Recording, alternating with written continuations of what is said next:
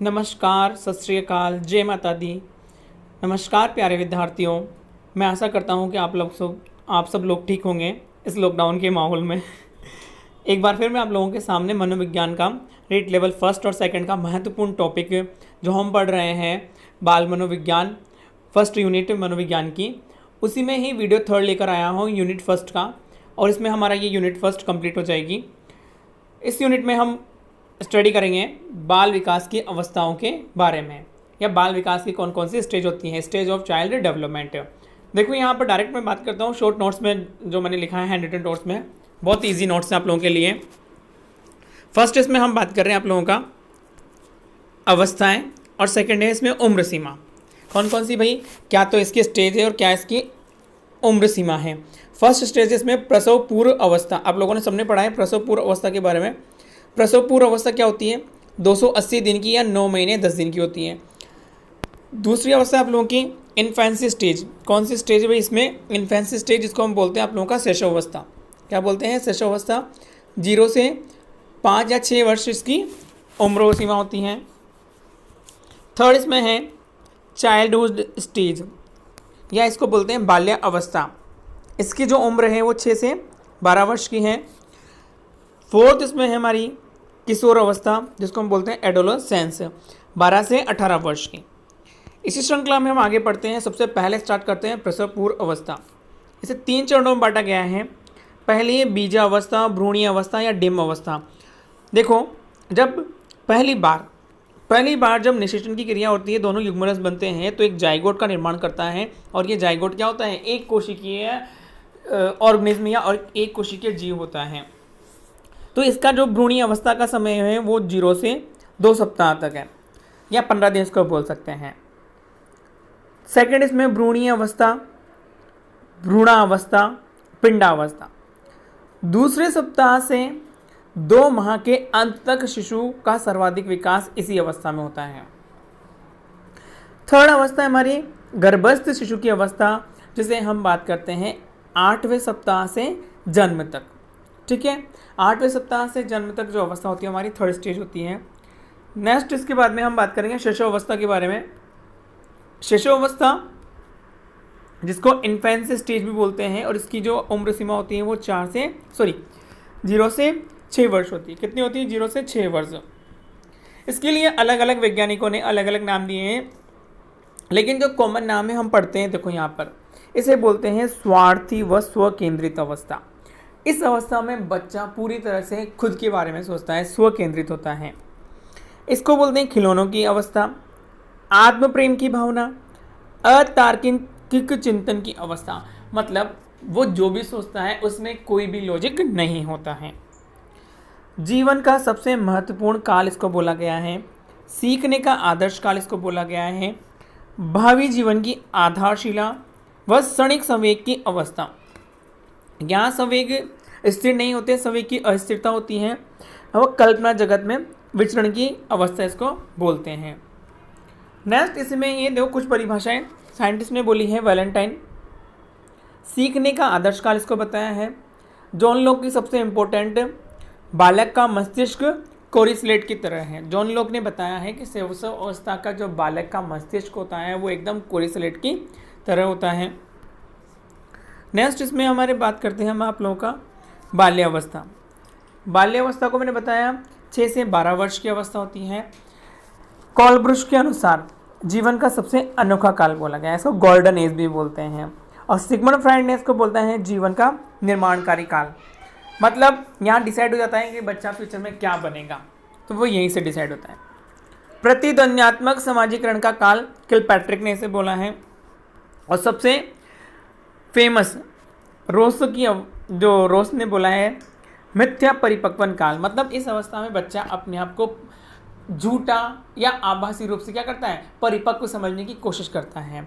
वो वास्तव में परिपक्व अवस्था में नहीं होता, लेकिन वो सोचता है कि हाँ मैं सारे काम कर लूँगा। कैसे? जैसे किशोर अपने सारे कार्य करता है, किशोर अवस्था वाले। इसके अलग अलग नाम हैं। वैचारिक अवस्था, यथार्थवादी दृष्टिकोण, नेता बनने की इच्छा, समलिंगी समूह में रहने की इच्छा, खेल की आयु, बहिर्मुखी स्वभाव। मतलब वो सबसे बात करता है, वो अंदर ही अंदर नहीं रहता। नैतिक गुणों का विकास इसमें हो जाता है। मूर्त चिंतन की अवस्था, चीज़ों को देखकर उनके बारे में सोचने की अवस्था। कल्पना शक्ति व अमूर्त चिंतन के प्रारंभ की काल इसको बोल सकते हैं। यहाँ पर आप लोगों का कल्पना शक्ति और अमूर्त चिंतन का एक इनिशियल स्टेज, सोचने का एक इनिशियल भाव, बिना देखे चीज़ों को सोचना उसके मन में प्रकट हो जाता है। संग्रह करने की प्रवृत्ति, प्रारंभिक विद्यालय की आयु, सृजनशीलता के गुण पाए जाते हैं। यहाँ पर देखो विद्यालय की आयु हमने बोल दिया, लेकिन पूर्व प्राथमिक विद्यालय की आयु जो है 3 से 6 वर्ष है, जिसको हम बोलते हैं शैशव अवस्था। लास्ट इसमें हमारी है किशोरावस्था। किशोरावस्था को हम एडोलेसेंस भी बोलते हैं, 12 से 18 वर्ष। इसके जनक है कौन? Stanley hall. नेक्स्ट इसमें कंटिन्यू कर रहे हैं हम आप लोगों का कि भी इसे 2 पार्ट में डिवाइड किया गया है। एक तो पूर्व किशोरावस्था, एक उत्तर किशोरावस्था। पूर्व किशोरावस्था को हम वयसंधि काल भी बोलते हैं, जो होती है 11 से 15 वर्ष तक की। इसे तूफान व उलझन की अवस्था भी बोला जाता है। एक नया जन्म का काल है ये स्टैनले हॉल के अकॉर्डिंग।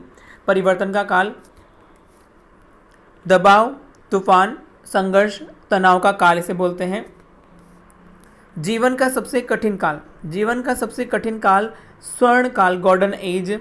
समायोजन का अभाव व संवेग अस्थिर, यहाँ संवेगों की अस्थिरता पाई जाती है। वीर पूजा की भावना इसमें उपस्थित होती है। कल्पना का बहुमूल्य होता है। दिव्य सपने की प्रवृत्ति होती है। तार्किक अमूर्त चिंतन की यह अवस्था होती है।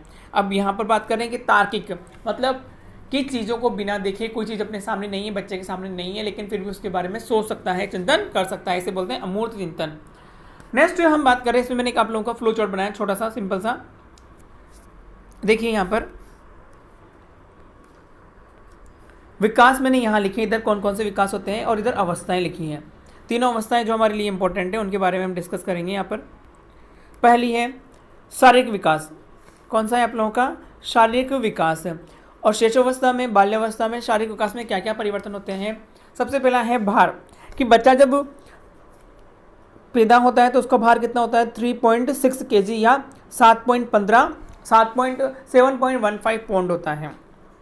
लंबाई उसकी 52.5 सेंटीमीटर या 19 इंच को बोल सकते हैं।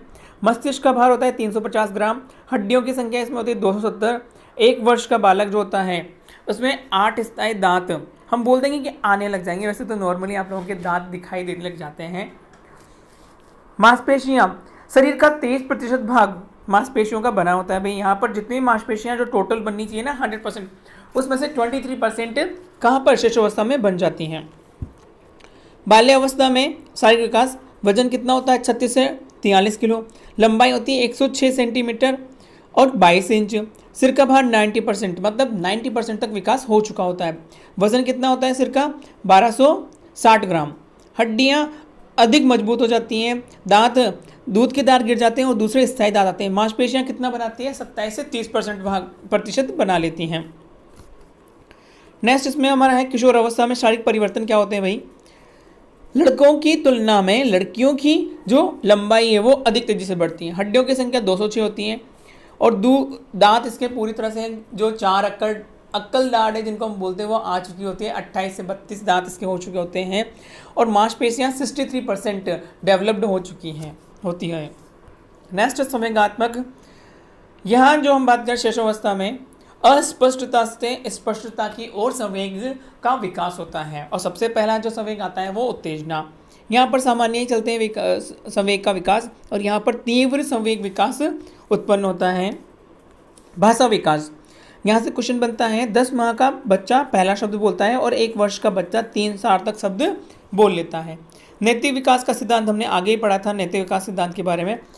नैतिक विकास देखो भी किस तरह से होता है बच्चे का। नैतिक विकास को 3 अवस्थाओं में बांटा गया है और आप लोगों को कोलबर्ग ने दिया है। पूर्व पारंपरिक अवस्था, पारंपरिक अवस्था और पश्चिम पारंपरिक अवस्था। कोलबर्ग ने 3 बताई थी, लेकिन कोलबर्ग ने आगे बढ़ते हुए 5 अवस्थाएं दी हैं नैतिक विकास की। पूर्व नैतिक विकास अवस्था, स्वकेंद्रित अवस्था, परंपरा का धारण करने की अवस्था, आधारहीन आत्मचेतना की अवस्था, आधारयुक्त आत्मचेतना की अवस्था। इसी में बेटा आप लोगों का जीन पियाजे ने भी नैतिक विकास की 4 अवस्थाएं बताई हैं। कौन सी है देखो मैं बता दूं आप लोगों को। नैतिक विकास की 4 अवस्थाएं जो जीन पियाजे ने बताई हैं, अनियमित अवस्था पहली है, दूसरी विषम जातीय अधिकार अवस्था, चौथी है विषम जातीय परंपरागत अवस्था और चौथी आप लोगों की स्वशासित अवस्था। तो आशा करता हूँ आप लोगों को वीडियो समझ में आया होगा, अंडरस्टैंड हुआ होगा।